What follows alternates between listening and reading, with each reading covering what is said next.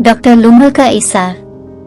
2 दिन से जंगल में शदीद बारिश हो रही थी। सब जानवर अपने अपने घरों में दाबके बैठे थे। बारिश की वजह से सर्दी में अचानक इजाफा हो गया। रीछ बारिश की वजह से 2 दिन से शिकार पर न जा सका था। इसकी बीवी भी परेशान बैठी थी। उनके बच्चे भी भूख से निढाल हो रहे थे। लग रहा था कि बारिश का ये सिलसिला कई दिन जारी रहेगा। भूख से बच्चे बिलक रहे थे और छोटे को तो बुखार हो गया था। माँ से ये देखा न जा रहा था। रीछ दरवाजे की सीढ़ियों पर सर झुकाए परेशान बैठा था। तुम शिकार पर क्यों नहीं जाते? बीवी ने रीछ से कहा तो उसने गुस्से से बीवी को देखा। इतने जोरों की बारिश हो रही है, मैं खुराक का बंदोबस्त कैसे करूं? ये सुनकर थोड़ी देर वो खामोश रही। फिर कुछ सोचकर नरमी से कहने लगी, कोई गुलहरी, कोई फल, कोई मारदार जानवर, कोई परिंदा, कुछ ना कुछ तो खुराक के लिए मिल ही जाएगा। घर से निकलोगे जब ही तो मिलेगा। रीछ बाहर बरसती बारिश को देखने लगा। रीछ की बीवी ने थोड़ी देर बाद फिर कहा कि बाहर जाओ, बच्चे भूखे हैं, जमीन पर पड़े फल मिल जाएं तो ले आओ। रीछ खामोश ही रहा। नन्ना रीछ ये सब बातें सुन रहा था।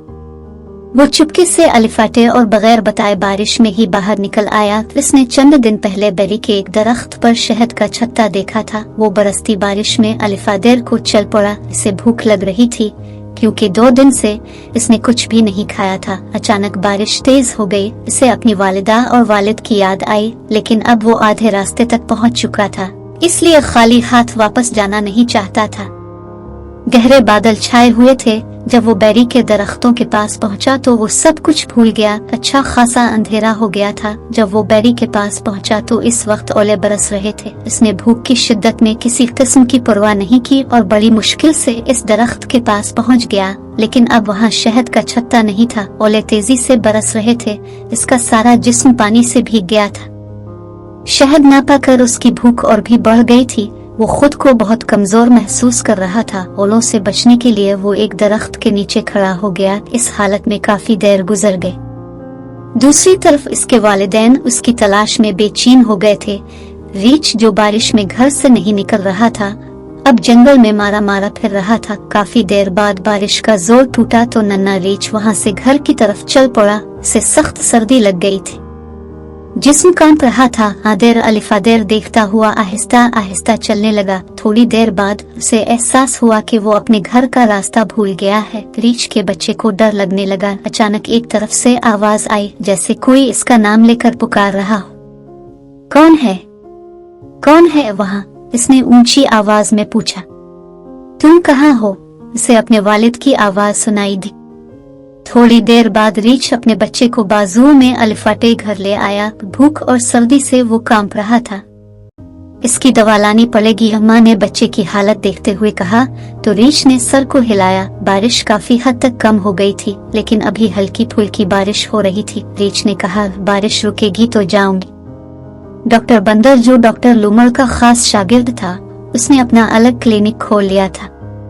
डॉक्टर लूमर जंगल का सबसे पुराना तबीब था, लेकिन अब वो जंगल के बादशाह शेर की तरह बुरा हो चुका था। इतनी सर्दी में किसी के घर मरीज देखने जाना इसकी सेहत के लिए नुकसानदेह था। इसके बावजूद जंगल के जानवर अपने बच्चों की दवा लेने इसके पास पहुंच जाते और उसे मजबूर न जाना पड़ता। अब इतनी शदीद बारिश में कोई इसका दरवाजा खटखटा रहा था और डॉक्टर लूमर में हिम्मत नहीं थी कि वो अलिफाटे कर दरवाजे तक जाए। इसने वहीं से कहा, कौन है? इसकी आवाज में बेजारी थी। डॉक्टर साहब, मेरे बच्चे को सर्दी लग गई है, मेहरबानी करके इसके लिए कोई दवा, कोई जड़ी बूटी दे दे। वो जंगल का एक शरीफ रीछ था, इसलिए डॉक्टर लूमर ने कहा, तुम डॉक्टर बंदर के पास चले जाओ, मेरी तबीयत ठीक नहीं है। मैं वहाँ गया था, वो दवा की कीमत में खुराक मांगता है। मैं खुद 2 दिन से भूखा बैठा हूँ, इसे कहाँ से खाने को कुछ दूं? डॉक्टर लूमर को इस पर रहम आ गया तो उसने कुछ खाने का सामान बांधा और उसके साथ रवाना हो गया। जब वो घर पहुंचे तो डॉक्टर लूमर ने नन्हे रीछ को पहले शहद चटाया। शहद सर्दी में बहुत मुफीद होता है। इसके बाद इसे जंगली फल खाने के लिए दिए। डॉक्टर लूमर बहुत सारे फल लाया था, सबने थोड़ा थोड़ा खाया। डॉक्टर के कहने पर नन्हे रीछ को जंगली खुश्क घास इलाज के तौर पर दी गई, जिससे थोड़ी देर बाद इसके जिस्म का दर्जा हरारत बेहतर हो गया। इसके बाद इसे जड़ी बूटियां दी गई, جن کے اثر سے وہ سو گیا۔ اس کے والدین نے اللہ کا شکر ادا کیا، اتنی دیر میں بارش تھم چکی تھی۔ ڈاکٹر لومر دل ہی دل میں بہت خوش تھا کہ مشکل وقت میں آج وہ کسی کے کام آیا۔ اس خوشی میں کیچڑ میں واپس جانا بھی اسے بارا نہیں لگ رہا تھا۔